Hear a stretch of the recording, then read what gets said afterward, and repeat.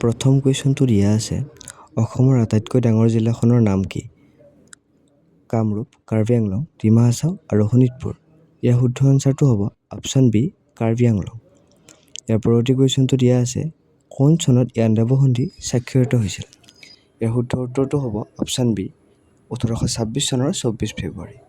ইয়াৰ পিছৰ প্ৰশ্নটো দিয়া আছে যদি এটা বৃত্তৰ ব্যাসাৰ্ধ 7 চেণ্টিমিটাৰ হয় তেন্তে ইয়াৰ পৰিধি কিমান হ'ব? আমি সকলোৱে জানো বৃত্তৰ পৰিধি ইকুৱেল টু 2πr। গতিকে ইয়াতে r মানে হ'ব বৃত্তটোৰ ব্যাসাৰ্ধ 2πr। 2πৰ ভেলু আমি সকলোৱে জানো 22/7 আৰু ব্যাসাৰ্ধ দি আছোঁ 7 দিয়া আছে লিখিলোঁ 7। তো 7 আৰু 7 কেঞ্চেল যাব, ইয়াতে থাকিব 2 × 22। 2 লগত 22 পূৰণ কৰিলে হ'ব 44। গতিকে ইয়াৰ শুদ্ধ এনচাৰ হ'ব অপশ্যন বি 44 চেণ্টিমিটাৰ। ইয়াৰ পিছৰ প্ৰশ্নটো দিয়া আছে কাজিৰঙা ৰাষ্ট্ৰীয় উদ্যান কিহৰ বাবে বিখ্যাত? ইয়াৰ শুদ্ধ এনচাৰটো হ'ব অপশ্যন এ এশিঙীয়া গঁড়ৰ বাবে কাজিৰঙা বিখ্যাত। পৰৱৰ্তী প্ৰশ্নটো দিয়া আছে অসমৰ প্ৰথম মুখ্যমন্ত্ৰী কোন আছিল? Option A Gopinath Bordoloi, option B Bishnuram Medhi, option C Bimala Prasad Chaliha, option C Sarat Chandra Sinha. ইয়াৰ শুদ্ধ এনচাৰটো হ'ব অপশ্যন এ গোপীনাথ বৰদলৈ। ইয়াৰ পৰৱৰ্তী প্ৰশ্নটো দিয়া আছে আটাইতকৈ সৰু মৌলিক সংখ্যা কোনটো? 0, 1, 2, 3। ইয়াৰ ভিতৰত শুদ্ধ এনচাৰটো হ'ব অপশ্যন চি 2। 2 হৈছে আটাইতকৈ সৰু মৌলিক সংখ্যা আৰু ইয়ে হৈছে একমাত্ৰ যুগ্ম মৌলিক সংখ্যা। ইয়াৰ বাহিৰে সকলোবিলাক মৌলিক সংখ্যাই অযুগ্ম। পৰৱৰ্তী কুৱেশ্যনটো দিয়া আছে নামঘোষা কোনে ৰচনা কৰিছিল? নামঘোষাক আমি হেজাৰী ঘোষা বুলিও কওঁ কাৰণ ইয়াতে 1000টা ঘোষা আছে। ইয়াৰ শুদ্ধ এনচাৰটো হ'ব অপশ্যন বি মাধৱদেৱে। পৰৱৰ্তী প্ৰশ্নটো দিয়া আছে অসমৰ আটাইতকৈ পুৰণি তেল শোধনাগাৰ ক'ত অৱস্থিত? ইয়াৰ শুদ্ধ এনচাৰটো হ'ব অপশ্যন চি ডিগবৈ। পিছৰ প্ৰশ্নটো দিয়া আছে দুটা সংখ্যাৰ অনুপাত 3:5 আৰু সিহঁতৰ গসাউ অৰ্থাৎ HCF 4 হ'লে লসাগু কিমান হ'ব? প্ৰথমতে আমি সংখ্যাকেইটা উলিয়াই ল'ব লাগিব। সেয়ে আমি অনুপাতত থকা সংখ্যাৰ লগত যদি আমি গসাউটো পূৰণ কৰি দিওঁ তেতিয়া আমি সংখ্যাকেইটা পাই যাওঁ। যিহেতু ইয়াতে 3:5 আছে গতিকে 3ৰ লগত যদি আমি 4 পূৰণ কৰোঁ 12 পাম। 12টো হৈছে এটা সংখ্যা আৰু 5ৰ লগত যদি 4 পূৰণ কৰোঁ পাম আমি 20। 20টো হৈছে আন এটা সংখ্যা। এতিয়া আমি গম পালোঁ যে সংখ্যা দুটা হ'ল 12 আৰু 20। এতিয়া আমি জানো যে সংখ্যা দুটাৰ পূৰণফল ইকুৱেল টু লসাগু পূৰণ গসাউ। এইটো আমি পাই আহিছোঁ। ইয়াতে মই a × b বুলি লিখিছোঁ সংখ্যা দুটাক। এতিয়া আমাক লাগে LCM অৰ্থাৎ আমাক লাগে লসাগু। গতিকে LCM ইকুৱেল টু হ'ব a × b অৰ্থাৎ সংখ্যা দুটাৰ পূৰণফল ডিভাইডেড বাই HCF। তো আমি সংখ্যা দুটা লিখি ল'ম 12 × 20। দ্বিতীয় সংখ্যা যিহেতু 20 আৰু তলত হ'ব 4। যিহেতু HCF আমাক দিয়াই আছে 4 বুলি। 4ৰে আমি 12ক কাটিলোঁ 3 বাৰ যায় 4 × 3 = 12। এতিয়া 3ৰ লগত 20 পূৰণ কৰিলে হ'ব 60। গতিকে ইয়াৰ শুদ্ধ এনচাৰটো হ'ব অপশ্যন চি 60। সকলোৱে বুজি পাইছে নিশ্চয়। আমি সদায় অনুপাতৰ লগত যদি গসাউটো পূৰণ কৰি দিওঁ তেতিয়া আমি তাৰ ৰিয়েল ভেলুটো পাই যাওঁ অৰ্থাৎ আচল সংখ্যাটো পাই যাওঁ। গতিকে এনেধৰণৰ কুৱেশ্যন আহিলে আপোনালোকে এনেধৰণে কৰিব পাৰিব আৰু এনেকুৱা কুৱেশ্যন আহিয়ে থাকে। ইয়াৰ পৰৱৰ্তী কুৱেশ্যনটো দিয়া আছে জ্ঞানপীঠ বঁটা লাভ কৰা প্ৰথম অসমীয়া সাহিত্যিক কোন আছিল? ইয়াৰ শুদ্ধ এনচাৰটো হ'ব অপশ্যন এ বীৰেন্দ্ৰ কুমাৰ ভট্টাচাৰ্য। ইয়াৰ পিছৰ প্ৰশ্নটো দিয়া আছে ভাৰতৰ সংবিধান কেতিয়াৰ পৰা কাৰ্যকৰী কৰা হৈছিল? ইয়াৰ শুদ্ধ এনচাৰটো হ'ব 26 জানুৱাৰী 1950 চন।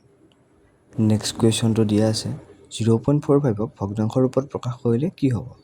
তো এইটো ভগ্নাংশ ৰূপত প্ৰকাশ কৰিব লাগে যিহেতু এইটো দশমিকত আছে। চ' ইয়াৰ শুদ্ধ এনচাৰ হ'ব অপশ্যন এ 9/20। এইটো কেনেকৈ হ'ব?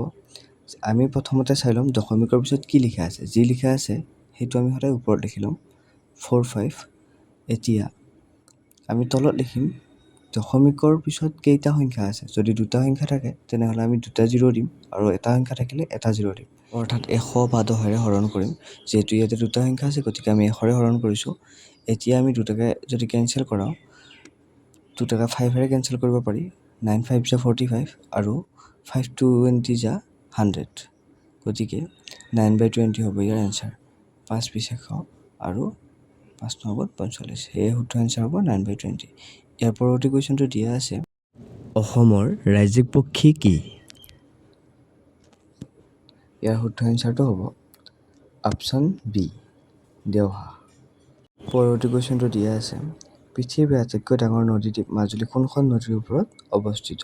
গংগা, ব্ৰহ্মপুত্ৰ, সিন্ধু আৰু গোদাবৰী।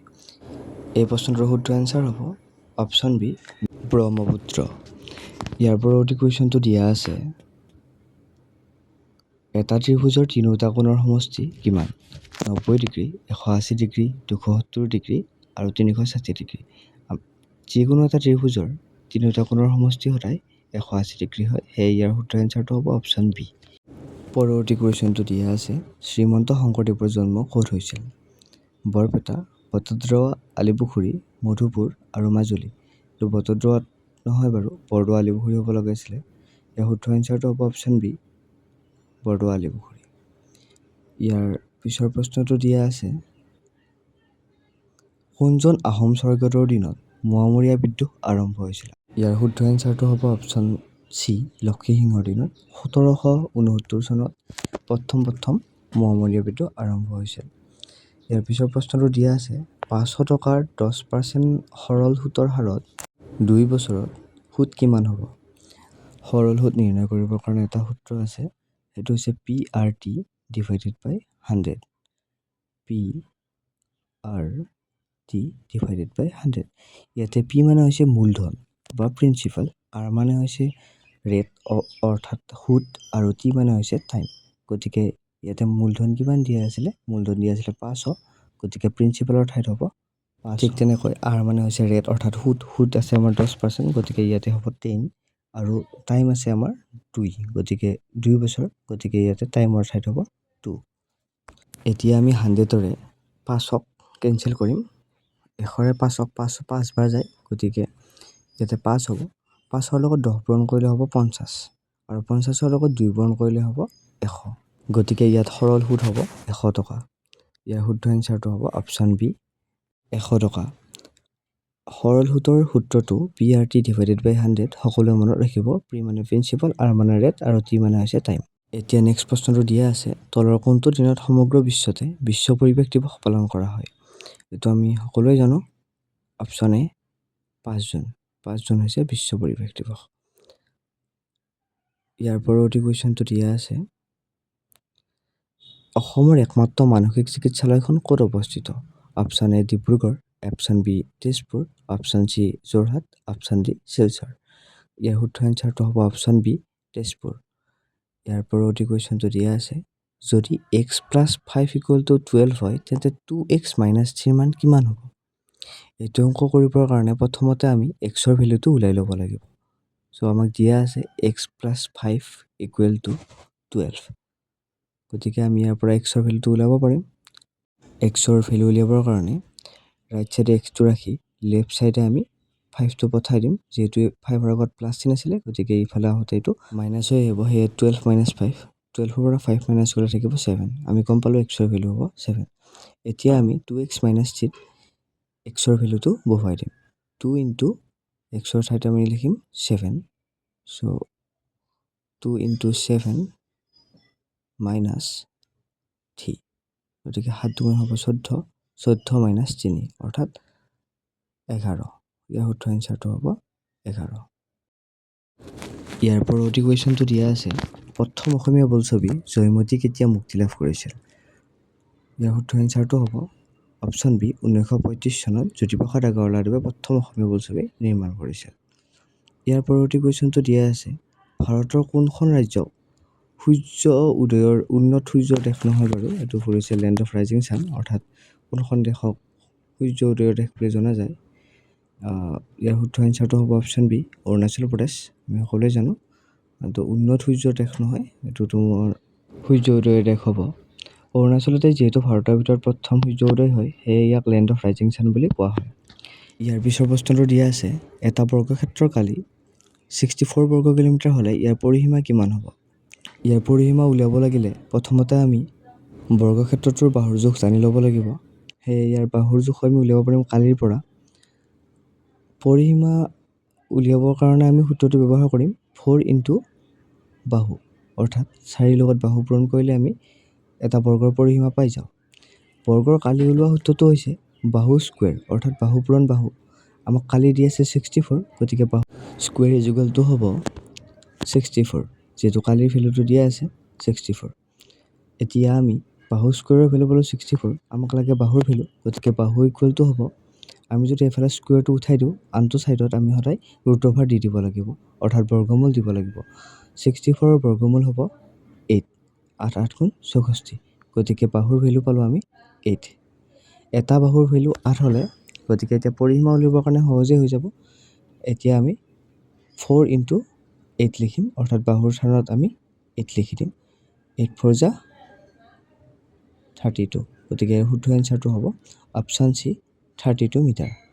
সকলোৱে বুজি পাইছে? এনেকুৱা এটা কুৱেশ্যন DLEDৰ এন্ট্ৰেন্স এক্সামত আহি থাকে, গতিকে এইটো ভালকৈ চাই যাব।